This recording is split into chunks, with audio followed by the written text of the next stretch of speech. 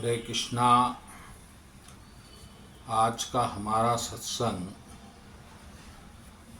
श्रीमद् भगवद गीता के चौथे अध्याय का 14वां श्लोक। भगवान कृष्ण कह रहे हैं, न म कर्मान् लिम्पन्ति न मे कर्म स्पृहा इति मायोभिजानाति कर्मोभिर्न विद्यते। इसका अर्थ है, मुझ पर किसी कर्म का प्रभाव नहीं पड़ता, ना ही मैं कर्मफल की कामना करता हूँ। जो इस संबंध में सत्य को जानता है, वह कर्मफल के पास से नहीं बांधता। यानी कि ये बड़ी अद्भुत बात है। हम जीवन भर कर्म करते हैं और कर्म का फल भोगते हैं।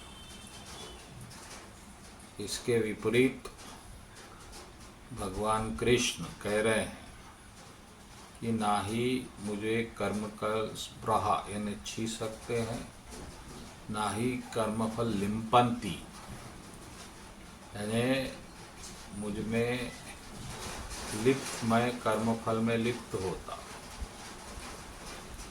जो भी इस सत्य को जानता है वह भी कर्मफल से नहीं बांधता। तो अब इसके श्लोक के रहस्य को जान लेते हैं कि पहले तो एक कर्मफल है, दूसरा कर्म है, तीसरा बांधना है, चौथा मुक्त रहना है। ये चार बातें क्या है, अगर आप समझ गए तो आप भी भगवान के स्वभाव को जान सकेंगे और भगवान के साथ रह सकें। तो चलिए देखते हैं क्या है। भगवान कह रहे हैं कि नवे कर्म फल लिम्पन्ति, मैं लिप्त नहीं होता। हम लिप्त होते, हम तो पूरे तरह लिप्त हैं। बिना फल के तो हम सोच ही नहीं सकते कर्म के बारे में। न कर्मफल स्पृहा, मुझे छी नहीं सकता। यानी कि अब कर्मफल छीना छोड़िए, हम तो कर्म फल को ही भोग रहे हैं दिन रात। हमारा शरीर जो हमको मिला वो भी कर्म का फल है, फिर परिवार मिला वो कर्म का फल है, फिर समाज मिला वो कर्म का फल है, देश मिला वो कर्म का फल है। ये सब कर्म फल में हम में कर्म फल बसा। तो अब इससे हम बच नहीं सकते। लेकिन ये जो सत्य जब आप जान गए कि इसमें प्रभु है ही नहीं, इसमें प्रभु की कोई रुचि नहीं है, तो आप फिर कर्म फल के बारे में सोचेंगे नहीं। फिर आप क्या करेंगे? आप कर्म फल का त्याग करेंगे।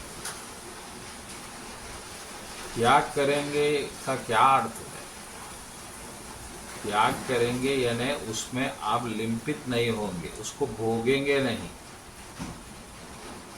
उसको प्रभु को अर्पित कर देंगे कि प्रभु ये आपके क्या दया है, आप ही इसको रखिए, कुछ करिए। और आप फिर क्या करेंगे? किस चीज़ में लिम्पित रहेंगे? भक्ति में लिम्पित। क्योंकि भक्ति प्रभु को छू सकती है, भक्ति प्रभु की रुचि भी है, और भक्ति भगवान की प्रिय वस्तु।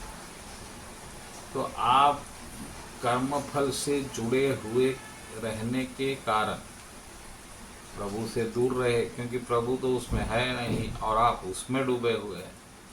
इसीलिए ये जो संबंध बन नहीं पा रहा है आपका प्रभु का। अब आपने कर्मफल त्याग दिया तो आपके पास क्या बचा? न परिवार बचा, न समाज बचा, न देश बचा, न आपका अहंकार बचा। अब बचा प्रेम।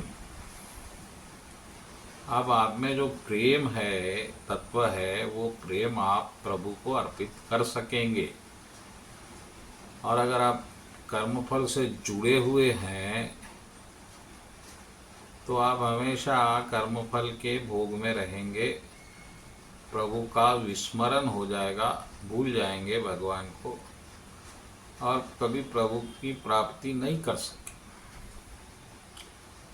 इसीलिए आप इस बात का ध्यान रखिएगा कि कर्म करिएगा जरूर, लेकिन उसके फल के विषय में भोगने की इच्छा को त्याग के समर्पित भाव से भगवान के लिए कर्म कर रहा हूँ क्योंकि भगवान ने बनाया और करवाया, ये दो भाव रखते हुए अपने कर्म को करिए तो कर्म यज्ञ बनेंगे, पवित्र बनेंगे और आपके भक्ति के सहायक बनेंगे। बस इतनी सी बात याद रखिए, इस गूढ़ रहस्य को समझिए। कर्म फल भोगने की चाहत ने हमारे और भगवान के बीच में दूरी बनाई है, क्योंकि वो प्रभु को नहीं पसंद और वही हमको पसंद है। इसीलिए अब उसे त्यागिए, सुख भोगने की लालसा को त्यागिए। कर्म फल यानी सुख कोई भोगना चाहते, दुख तो नहीं भोगना चाहते, उसे तो त्याग कर ही देंगे, लेकिन जो सुख की चाह है उसे त्याग करते ही आप भक्ति में स्थापित हो सकते, फिर प्रभु की प्राप्ति भी निश्चित है। बोलो कृष्ण कन्हैया लाल जी की जय।